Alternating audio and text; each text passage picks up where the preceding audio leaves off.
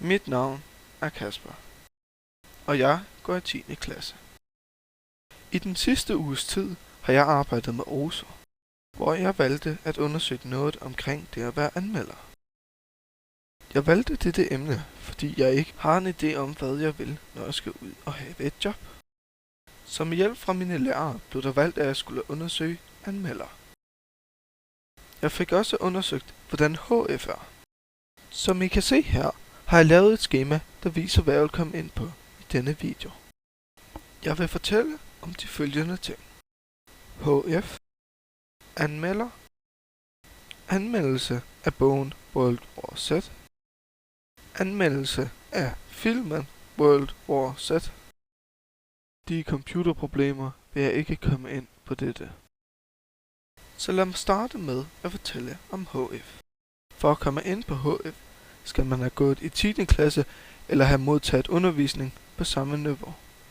Man skal også kunne mindst 2 fremmedsprog og blive erklæret uddannelsesparat.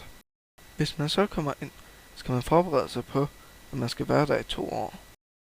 Klassen, man skal tilbringe disse 2 år med, vil være på omkring 28-30 stykker. Når man engang så er færdig, kan man begynde på en videregående uddannelse. For at blive anmelder, skal man have en journalistisk uddannelse.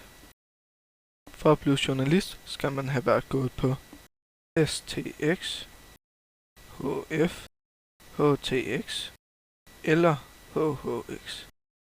Uddannelsen tager 4 år, som starter med 1,5 års skole, hvorefter der er 1,5 år praktik, og til sidst er der 1 års skole. En anmelder får ca. 34.000 kroner i løn, som kan være forskelligt, siden han kan være fastansat eller arbejde for flere forskellige aviser. Som mit produkt lavede jeg 2 anmeldelser. Lad mig starte med den første af dem, World War Z, bogen. Jeg vil dog kun fortælle om mine synspunkter i denne video, resten står i mine papirer. Bogen kommer ind på mange aspekter af denne zombiekrig, der foregår, og fortæller på en utrolig måde, hvordan det hele sker. Man bliver helt grebet og vil bare vide mere og mere.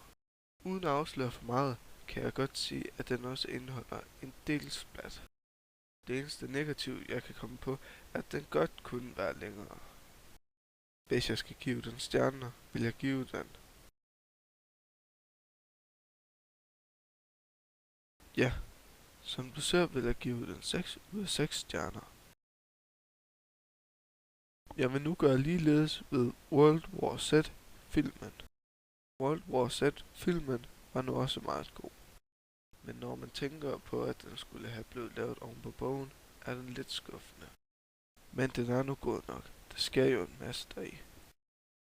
En anden ting, som er vigtig at sige, er, at filmen blev 1 år forsinket, fordi ledelsen ikke kunne lide slut. Hvis jeg skulle rate denne film, ville jeg give den 4 stjerner, fordi den skulle have været bygget på bogen World War Z, og det kan være meget svært at se. Jeg ville have givet den 5, hvis den ikke var bygget på bogen.